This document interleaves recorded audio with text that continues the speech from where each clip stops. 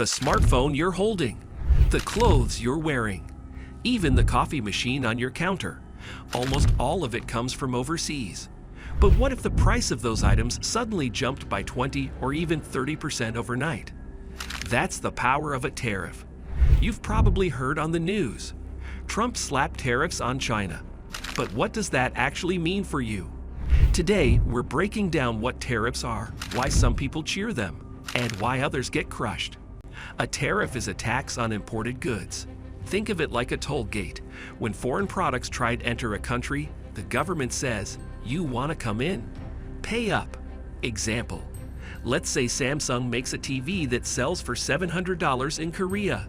But once it enters the US with a 30% tariff, it costs $910 for American shoppers. That extra $210 straight to the US government. Why do governments impose tariffs? First, to protect local industries. If cheaper and better foreign products flood the market, local companies can't compete. For example, Whirlpool washing machines cost $1,200. Meanwhile, China's Hater sells one for $800. Most people, patriotism aside, will go for the cheaper option. So to protect American companies and jobs, the government says, let's slap a 30% tariff on hair. Now it costs $1,040, closer to Whirlpool's price. Second, to raise revenue, a quiet way to collect money.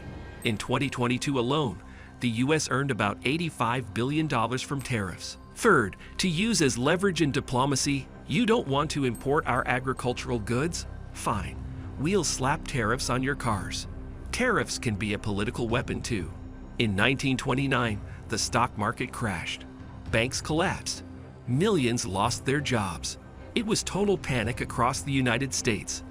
To save the economy, Congress made a bold and disastrous decision. Are cheap foreign goods killing American companies? Let's block them with high tariffs. That led to the 1930 Smoot-Hawley Tariff Act.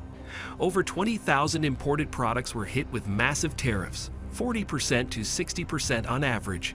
Targeted items included Canadian wheat, European industrial goods, and Asian textiles.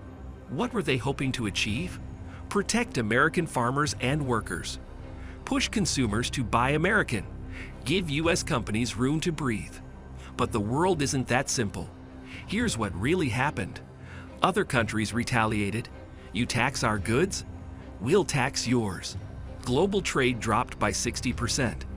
US farm exports collapsed. Unemployment soared from 8% to 25%. In trying to save itself, the US dragged the entire world deeper into economic crisis.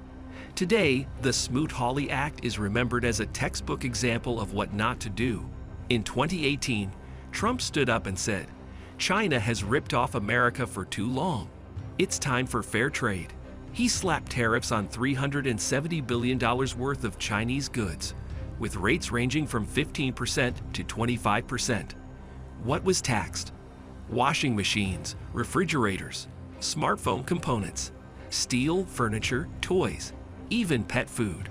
China hit back immediately. Tariffs on US soybeans, cars, wine.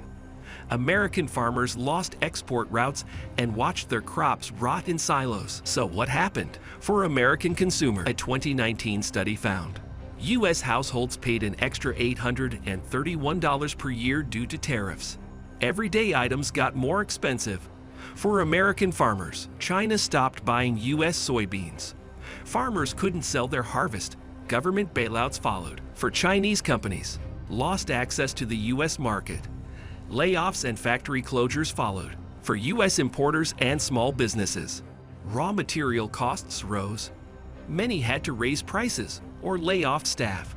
Tariffs didn't fire bullets. They quietly drained wallets. No one truly won this war. Everyone took damage. Trump is back, and he's promising even tougher tariffs in his second term. China may not be the only target. Mexico, the EU, Japan, China, and many others could be hit. What's likely to happen? Wider tariffs across more countries, global retaliation, more Made in America policies, stricter limits on imported goods. So how can we protect ourselves? First, Rely on imports. Check where your products come from.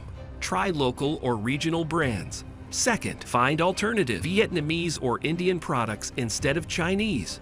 Try refurbished or second-hand options. Third, rework your money strategy. Invest in inflation-resistant assets. Stock up on essential goods before prices spike. In the tariff era, information is currency, and smart choices are survival. Tariffs might sound like a distant trade issue, but really, they're about you, your phone, your groceries, your rent. All of it can be touched by a single tariff decision. Trump's second term has begun.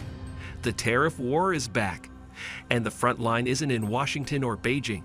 It's your wallet. How will you survive this trade war? Drop your thoughts in the comments. Hit that like button. It's one thing the government can't tax.